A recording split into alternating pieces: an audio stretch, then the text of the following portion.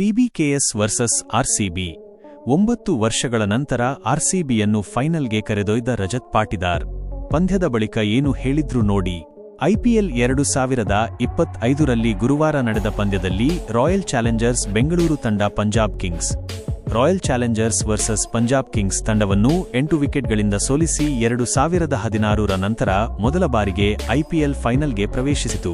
ಮೊದಲು ಬ್ಯಾಟಿಂಗ್ ಮಾಡಿದ ಪಂಜಾಬ್ 14.1 ಓವರ್ಗಳಲ್ಲಿ ಕೇವಲ 101 ರನ್ಗಳಿಗೆ ಆಲ್ಔಟ್ ಆಯಿತು. ಆರ್ಸಿಬಿ ಕೇವಲ 10 ಓವರ್ಗಳಲ್ಲಿ ಈ ಗುರಿಯನ್ನು ತಲುಪಿತು. ಫಿಲ್ ಸಾಲ್ಟ್ 27 ಎಸೆತಗಳಲ್ಲಿ ಅಜೇಯ 56 ರನ್ ಗಳಿಸಿದರು.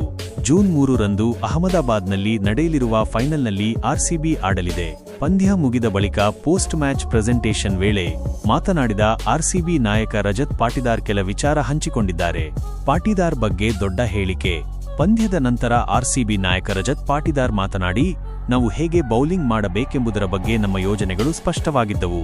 ವೇಗದ ಬೌಲರ್ಗಳು ಮೇಲ್ಮೈಯನ್ನು ಚೆನ್ನಾಗಿ ಬಳಸಿಕೊಂಡರು. ಮುಖ್ಯವಾಗಿ ಸುಯಶ್ ಕೊಡುಗೆ ನೀಡಿದ ರೀತಿ, ಅವರು ಲೈನ್ ಆ್ಯಂಡ್ ಲೆಂತ್ ಬೌಲಿಂಗ್ ಮಾಡಿದ ರೀತಿ ನಿಜಕ್ಕೂ ಚೆನ್ನಾಗಿತ್ತು. ಒಬ್ಬ ನಾಯಕನಾಗಿ ಸುಯಶ್ ಬೌಲಿಂಗ್ ಬಗ್ಗೆ ನನಗೆ ಸ್ಪಷ್ಟವಾಗಿದೆ. ಅವರು ಸ್ಟಂಪ್ಗಳನ್ನು ಗುರಿಯಾಗಿಸಿಕೊಳ್ಳಬೇಕು, ಅದು ಅವರ ಶಕ್ತಿ. ಅವರ ಗೂಗ್ಲಿ ಬ್ಯಾಟ್ಸ್ಮನ್ಗಳಿಗೆ ಓದಲು ಕಷ್ಟ. ಇದರಲ್ಲಿ ಅವರು ಕೆಲವು ರನ್ಗಳನ್ನು ಕೊಟ್ಟರೂ ನನಗೆ ಪರವಾಗಿಲ್ಲ ಎಂದು ಹೇಳಿದ್ದಾರೆ. ಟೂರ್ನಮೆಂಟ್ನಾದ್ಯಂತ ನಾವು ಸಾಕಷ್ಟು ಅಭ್ಯಾಸ ಅವಧಿಗಳನ್ನು ಮಾಡಿದ್ದೇವೆ ಎಂದಿದ್ದಾರೆ. ಫಿಲ್ ಸಾಲ್ಟ್ ಅವರ ಬ್ಯಾಟಿಂಗ್ ಬಗ್ಗೆ ಮಾತನಾಡಿದ ಪಾಟಿದಾರ್, ಹೆಚ್ಚಿನ ಪಂದ್ಯಗಳಲ್ಲಿ ಅವರು ಸಾಲ್ಟ್ ಬ್ಯಾಟಿಂಗ್ ಮಾಡುತ್ತಿರುವ ರೀತಿ ಅದ್ಭುತವಾಗಿದೆ. ಅವರು ಆಟ ಆರಂಭಿಸುವ ರೀತಿಗೆ ನಾನು ದೊಡ್ಡ ಅಭಿಮಾನಿ.